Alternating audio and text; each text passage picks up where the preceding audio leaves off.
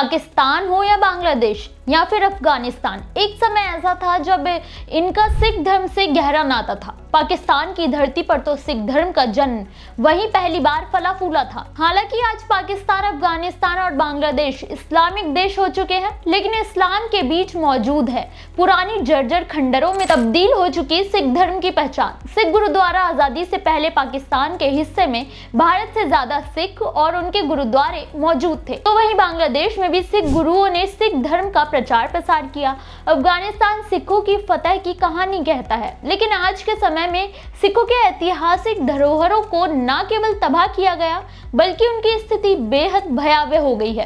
अपने इस वीडियो में हम इन देशों में उन गुरुद्वारों के बारे में बात करेंगे जो कभी सिख धर्म की विरासत के रूप में खड़े थे, लेकिन आज पूरी तरह से खंडर हो गए हैं। नमस्कार, मेरा नाम है मोहिनी और आप देख रहे हैं नेटरिक पंजाब। इसमें सबसे पहले बात करेंगे शहीद भाई तारू सिंह गुरुद्वारा के बारे में, जहां दिसंबर 2022 में इसे मस्जिद बताकर ताला जड़ दिया गया और इसमें सिखों के आने पर रोक लगा दी गई। 1947 में 160 गुरुद्वारों में से आज केवल मुश्किल से 20 गुरुद्वारे हैं जो बचे हुए हैं। तबाह हुए गुरुद्वारों में शहीद भाई तारू सिंह गुरुद्वारा भी शामिल है, जो कि लाहौर में स्थित है। ये गुरुद्वारा शहीद भाई तारू सिंह की शहीदी के सम्मान में 1747 में बनवाया गया था। भाई तारू सिंह मुगलों से लड़ते हुए 1745 में बुरी यातनाओं के कारण शहीद हो गए थे, लेकिन उन्होंने मुगलों के आगे हार नहीं मानी। लेकिन करीब 277 साल पुराने इस गुरुद्वारे को इवैंक्यूई ट्रस्ट प्रॉपर्टी बोर्ड और कट्टरपंथी मुसलमानों ने गुरुद्वारे को मस्जिद बताकर इस पर ताला जड़ दिया,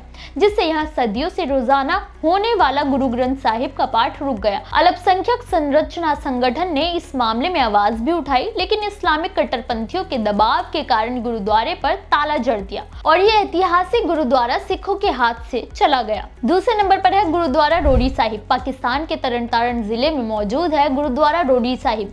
भारत पाकिस्तान सीमा से मात्र करीब 3 किलोमीटर दूर तरन तारण के उलझदल में आपको एक टीले पर एक खंडरनुमा संरचना दिखाई देती है।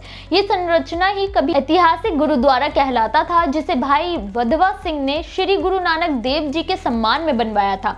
इस गांव में गुरु साहिब ने कई साल बिताए थे और पास के ही गांव डेरा चहल में उनके नाना नानी रहते थे।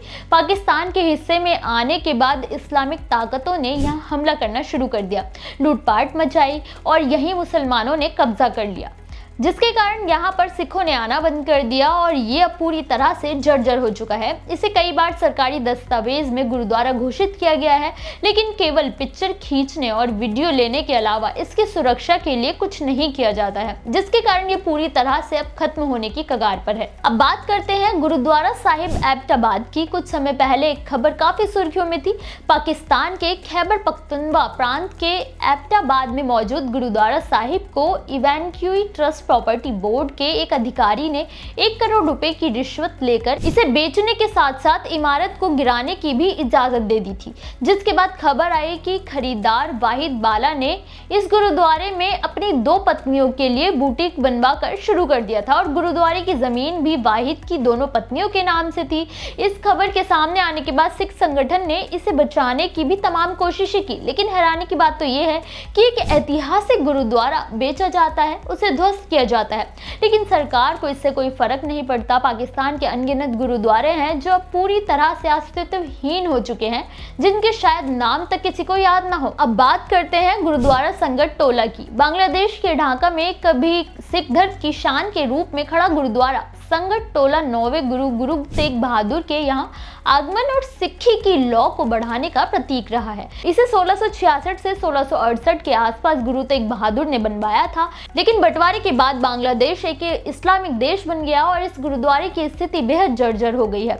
यहाँ अब सिख संगत ना के बराबर आती है। इसकी देखभाल की जिम्मेदारी अभी भी गुरुद्वारा प्रबंधन समिति बांग्लादेश के पास है। 350 साल से भी ज्यादा पुराने इस गुरुद्वारे पर अब इस्लामिक कट्टरपंथियों ने कब्जा कर लिया है। हैरानी की बात तो ये है कि एक ऐतिहासिक इमारत होते हुए भी पुरातात्विक महत्व की इमारतों की सूची में शामिल है और न ही किसी अन्य संरक्षण सूची में, जिसके कारण इसकी मरम्मत पर भी कोई ध्यान नहीं दिया जाता है और अब ये नष्ट होने की कगार पर है। इसके अलावा अफगानिस्तान में वैसे तो सिखों का इतिहास साहस भरा बहादुरी वाला रहा है, लेकिन सिखों की फतह की कहानी कहने वाले गुरुद्वारों को एक एक करके तबाह कर दिया गया।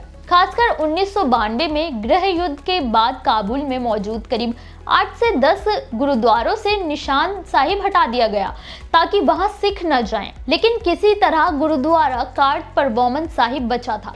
मगर जून 2002 में इस गुरुद्वारे पर तालिबान के आतंकी हमले के बाद ये गुरुद्वारा पूरी तरह से खंडर में तब्दील हो गया। आज सिख समुदाय वहां काफी है और वो इस्लामिक कट्टरपंथियों के आगे बगावत नहीं कर रहे हैं, जिसके कारण ये गुरुद्वारे तबाह हो गए, पूरी तरह से जर्जर हो चुके हैं। इसके अलावा भी अनगिनत गुरुद्वारे हैं जिनका नामो निशान तक मिटा दिया गया है, लेकिन उनके बारे में पूछने वाला भी कोई नहीं है। नष्ट हो चुके गुरुद्वारों के बारे में सुनकर किसी का भी दिल गुस्से से भर जाएगा, लेकिन यही आज की सच्चाई है।